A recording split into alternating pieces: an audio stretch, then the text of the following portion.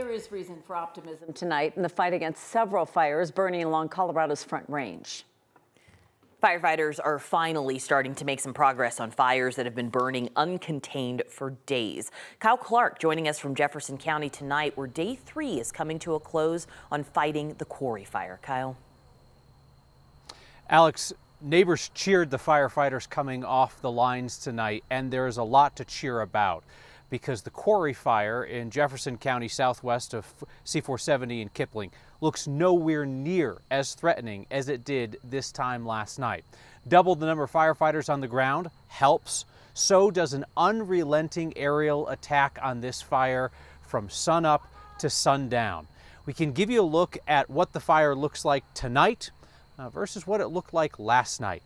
And it is striking. Look at the lack of hot spots tonight on that hill above the Deer Creek Mesa subdivision. That was the first neighborhood evacuated, is the one closest to this fire.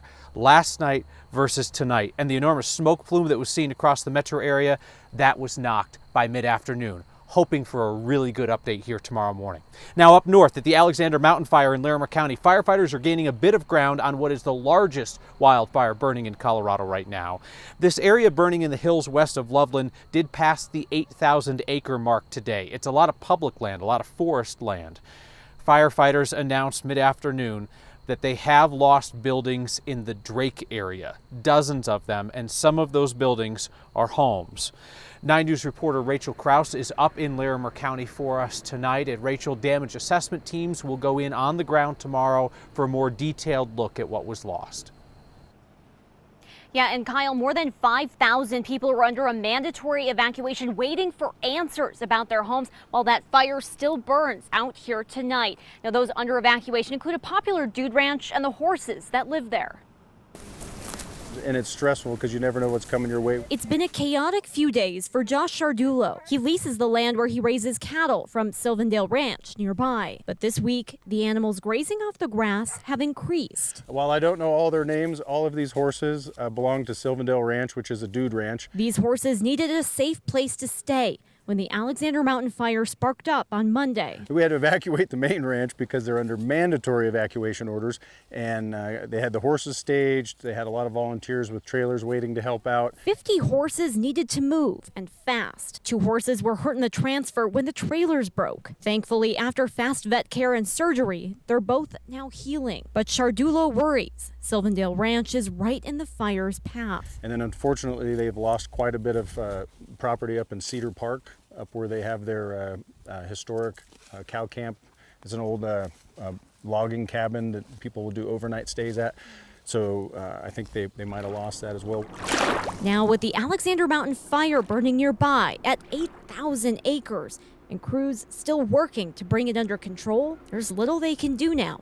But wait. Things can change in a hurry. So we have our cattle here.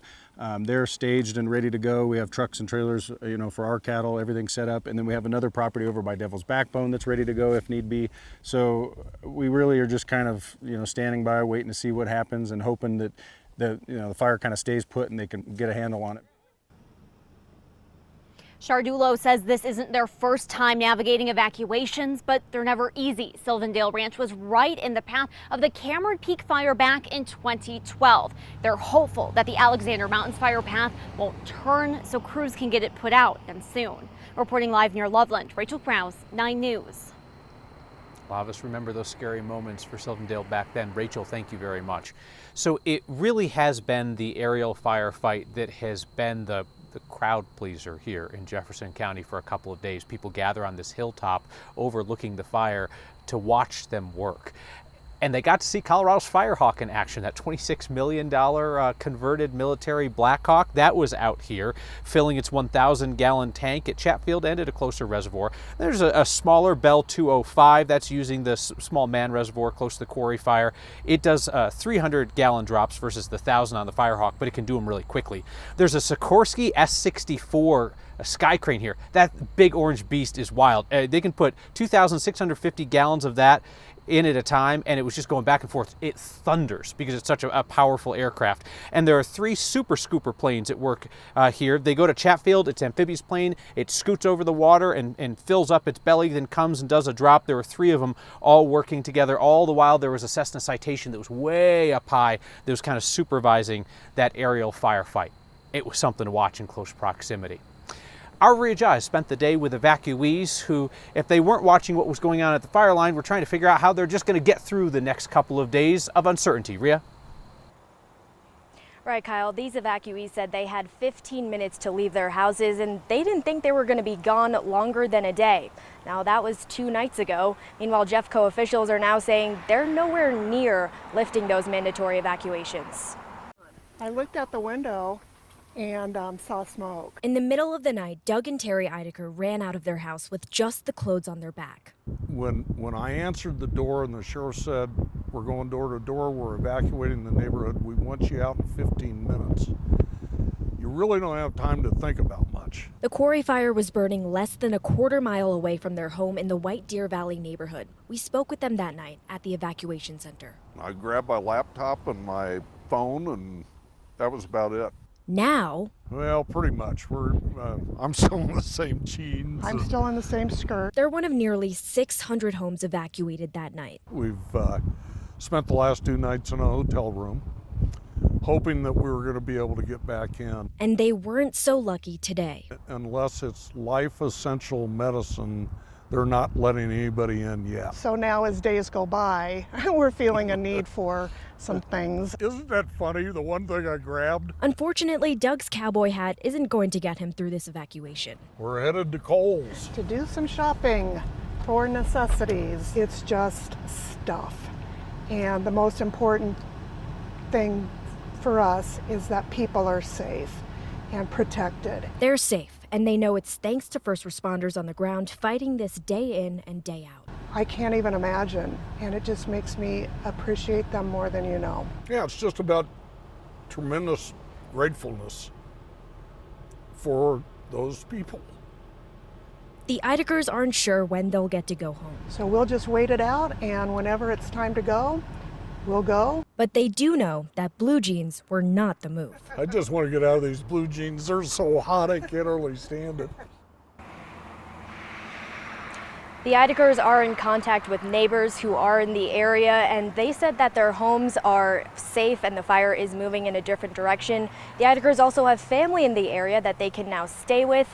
They said that that's where they headed after our trip to Kohl's. Reporting live in Jeffco, Rhea Jha, 9 News. Tremendous perspective from them, Rhea. Thank you very much. So that family is in the Deer Creek Mesa subdivision, which is kind of they're on the southwest side of this fire, and it is the northwest side of the quarry fire going up towards 285 that's been the most active here in the last 24 hours. Here's why people are feeling very relieved around here tonight. The smoke plume is gone. We don't see it in a lot of new active fuels. That was constant for the first 2 days of this fire. And at one point we were thinking, well, is it a trick of the wind? Are the winds blowing east to west and we just can't see the smoke plume because it's being pushed west up into the foothills? But there was never any wind like that happening today. So folks here are really, really hopeful that firefighters got great progress on this and that it'll have a quiet night. And Kim and Alex, 7:30 briefing tomorrow morning, they hope will include more optimism. Better day. For a little while this afternoon, I think there was some big concerns, but that's encouraging. Yeah, I apologize. I need to touch on the fires in Boulder County. There's good news there. Fire there, little growth on that fire. More evacuations were lifted, more people able to go home. There's 30% containment. That's up from 20% last night. There are 1,553 acres burned so far, 5 homes destroyed. Sadly, there are the 3 major fires that we've seen in Colorado's Front Range this week. 1 life lost, and it was in one of those homes north of Lyons. That person has not been publicly identified. There was a small fire yesterday that was a big deal for a couple of hours. It did burn a home, but then was quickly taken care of near Gross Reservoir in Boulder County. That was the Lakeshore fire. All the evacuations and the road closures are lifted. They're just mopping up hot spots there. In all, it was 7 acres and the loss of 1 home there. So Kim and Alex, great optimism in Boulder County, more cautious optimism here in Jefferson County, and then for Larimer County, a longer road ahead, right? That's an 8,000 acre fire. It's in a lot of open land with a lot of fuel, and we know that at least in the Drake area, there were pretty significant losses, and we'll find out more about that tomorrow when those damage teams go in.